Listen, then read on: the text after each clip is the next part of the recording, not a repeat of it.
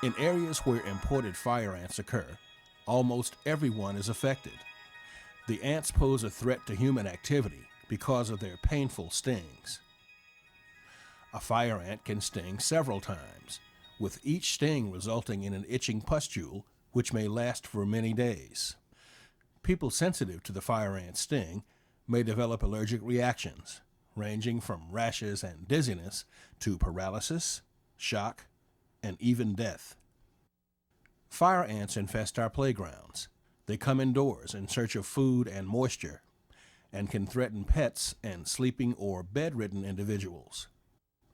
Fire ants can damage electrical contacts and valuable equipment, and their unsightly mounds detract from the view of the landscape. Fire ant mounds in fields interfere with cutting and harvesting machinery. Fire ants occasionally attack newborn animals, including baby chicks, baby calves, and certain wildlife species. But the impact of the imported fire ant is not always bad. Fire ants feed on other insects, which reduces the need for insecticides in commercial agriculture. All too frequently, people work too hard and spend too much money trying to control fire ants. Never use home remedies such as gasoline, battery acid, or bleach. They can be dangerous to apply and can contaminate the environment. Other home remedies include grits, soap solutions, and wood ashes. They have not been proven to be effective in eliminating fire ant colonies. Non-chemical control methods such as disturbing the mounds by leveling or excavating are only partially successful. Pouring 1 to 3 gallons of very hot water on a mound will eliminate the colony about 60% of the time. However, the hot water can be dangerous to the applicator and can kill surrounding vegetation. Fire ants can indeed be frustrating, but we can make them easier to live with by using a sound management plan that includes a combination of approaches.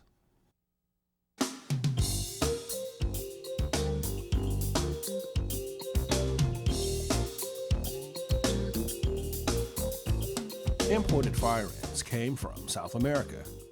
They were accidentally carried to Mobile, Alabama on commercial ships. By 2015, imported fire ants had spread into 16 states and one Commonwealth of the United States. Fire ants establish colonies on almost any type of soil, but they prefer open, sunny areas such as pastures, parks, lawns, and cultivated fields. Winged fire ant queens establish new colonies, but you won't see a mound right away.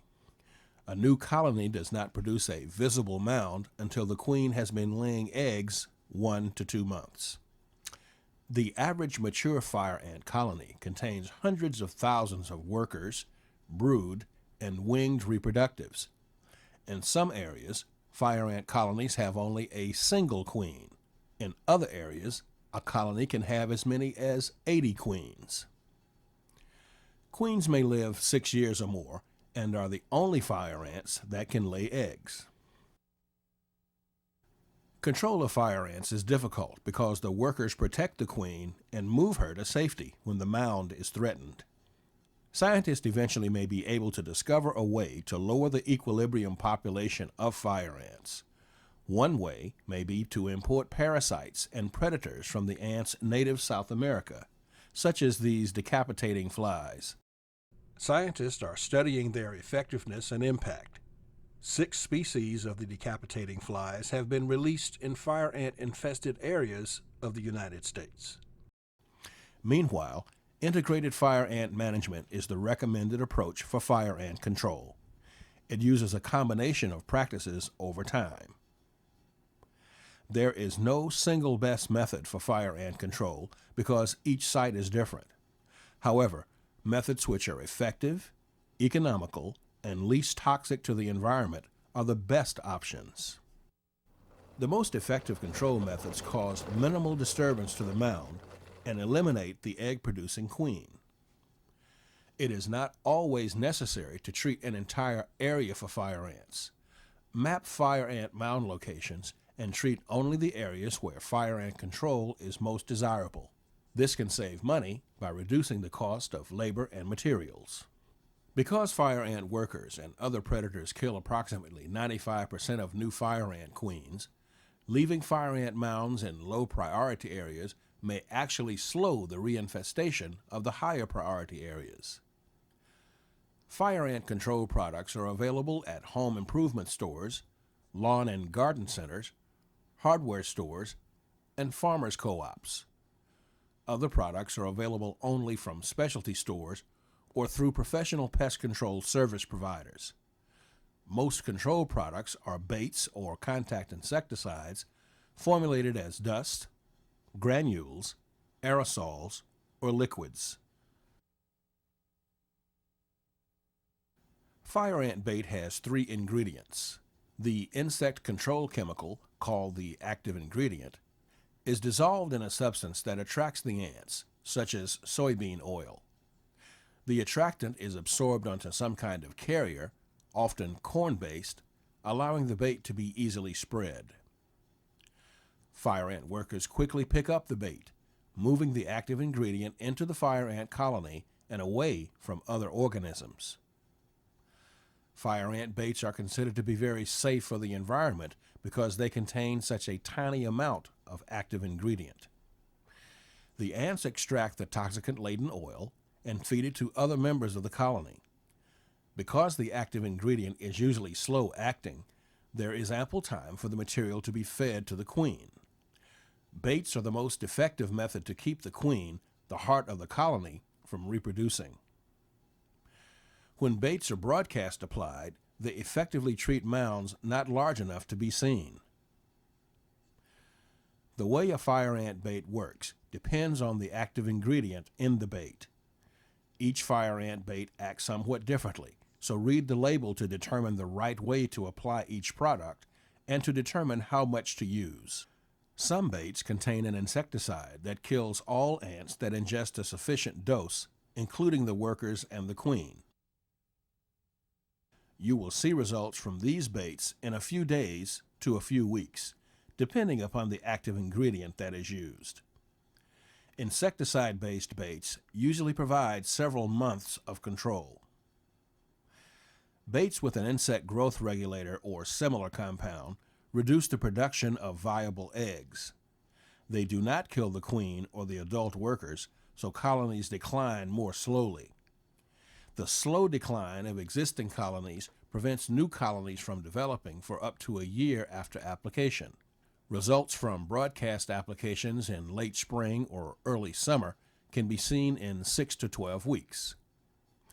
Insect growth regulators usually provide 6 to 12 months of control, depending on how soon new fire ant queens reinvade the area.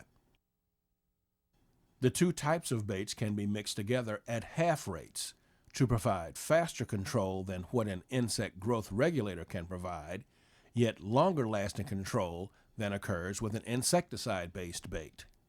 Bait mixes are now commercially available. The most effective way to apply bait is to broadcast it.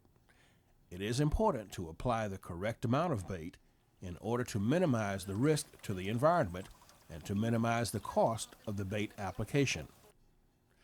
Some of the newer bait products for homeowners can be applied with the same spreader you use for fertilizer. The more traditional bait products, those applied at 1 to 2 pounds per acre, need to be applied using a cedar spreader. A traditional bait product, applied at 1.5 pounds per acre, will result in about 20 bait particles per square foot. Small areas can be broadcast using a handheld seed spreader. Treat larger areas using seeders with a larger hopper and a wider swath width.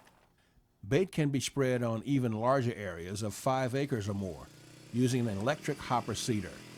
Such seeders can be attached to a truck, tractor, or utility vehicle. Another option is to use a motorized backpack sprayer with a granular attachment. For baits applied at 1 to 2 pounds per acre, cedar spreaders operating with a gravity flow gate can generally be set at 3/16 of an inch, about the thickness of 3 stacked dimes. The width of the gate will vary, depending on the bait particle size. The amount to apply can be estimated by knowing the size of the yard and the amount of bait in the container. Any of the larger spreaders should be closely calibrated using the speed or rate at which the bait will be applied. This spreader is being calibrated by applying bait to an area of a known length and width. Bait in the hopper is weighed before and after application to determine how much bait was applied. If too much bait has been applied, it will be necessary to increase the speed of the applicator or decrease the size of the opening in the spreader. Swath width can be determined by operating the spreader over a sheet of black plastic, then measuring where the bait has landed on the plastic. Contact your local county extension office for assistance in calibrating these larger spreaders. Fire ant baits can be applied at any time from April through mid-October. It may be a good idea to leave fire ant workers to defend their territory during the spring and early summer mating flights, then apply a bait in late June or early July. One successful strategy is to make 2 applications of bait each year, such as one application in early June and then a second application in late September or early October. Points to remember when applying baits include: use fresh baits. Baits left in unsealed bags or stored at high temperatures or more than 2 years old may have become rancid and unattractive to the ants. Ants are not attracted to wet baits, so keep baits dry. Apply them when the ground is dry and rain is not expected for at least 12 to 24 hours. Fire ant baits break down quickly once they are in the environment, so it is important to apply baits when ants are actively foraging. Ants generally look for food when air temperatures are between 70 and 90 degrees Fahrenheit or at night during hot summer weather. Placing a small amount of bait or other greasy food, such as a potato chip, in the area to be treated can indicate if the ants are active. If they are seen removing the food in about 30 minutes, it is a good time to apply the bait. Fire ant baits have many advantages. They are easy to apply and can save money by saving time and labor cost. They can be used around environmentally sensitive areas such as ponds and landscapes. They work on colonies of all sizes and give relatively long-lasting control. If it is necessary to control a fire ant mound quickly, various contact insecticides can be used to treat individual mounds. At least a dozen active ingredients are sold under many trade names. Unlike baits, contact insecticides kill the ants on contact. Mounds can be treated individually by several methods, including drenching the mound, dusting material over the mound, or injecting the mound with an aerosol. Be sure to follow all instructions on the label. Some materials, including most of the granules, must be watered into the mound following the application. Treating mounds on cool, sunny mornings when the ants are just under the top surface of the mound increases the effectiveness of the contact insecticide. The effectiveness of contact insecticides depends on whether the queen is affected by the treatment. If the queen or queens survive, the colony will recover as the queens produce replacement workers. Individual mound treatments can get rid of ants quickly. However, such treatments are time-consuming because each mound must be located and treated. If many mounds are treated, there is a risk of environmental contamination.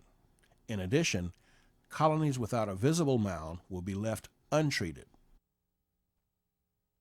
A third method of fire ant control consists of broadcasting a granule containing a long-lasting insecticide over the entire area that needs treatment. The insecticide persists in the soil, effectively creating a protective barrier. Colonies that move into the area will die as they come in contact with the insecticide. Several different kinds of these materials are sold. Such treatments, while effective, are much more costly than traditional bait treatments.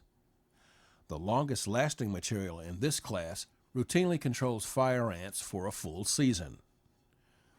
Other broadcast granular insecticides may control fire ants for only a few months. Fire ant control chemicals are sold under many different trade names. Alabama Cooperative Extension System Circular ANR 175A, Fire Ant Control Materials for Alabama Homeowners, lists the materials that are readily available to homeowners based on a yearly survey of retail stores. Fire ant control products vary widely in cost. For example, some of the new consumer bait products are applied at 20 to 40 pounds per acre and cost considerably more than the traditional bait products, which are usually applied at 1 to 2 pounds per acre. For homeowners, broadcast baits cost from $15 to more than $100 per application. Likewise, the cost of chemicals for individual mound treatments varies widely, with most ranging from a few cents to $2 per mound. Broadcast granules containing long-lasting insecticides cost from $50 to over $300 per acre. A sound fire ant management plan will probably use more than one method to manage fire ants. In this particular method, baits are first broadcast in the area. After a minimum of 3 days, which allows the ants to feed the active ingredient to the queen, the most annoying mounds are treated with a contact insecticide to kill the workers. In newly infested areas where imported fire ants occur in a small geographic area, it may be possible to eliminate imported fire ants. However, in the southeastern United States or other large areas of infestation, there is no such thing as permanent fire ant control. This is because winged fire ant queens are always looking for a new place to start a colony. No product will prevent the ants from reinfesting the area. However, we can make fire ants easier to live with by developing an appropriate fire ant management plan. More information on fire ant management is available from your regional or county extension agent, or visit Imported Fire Ant e-Extension or the website of your local land-grant university.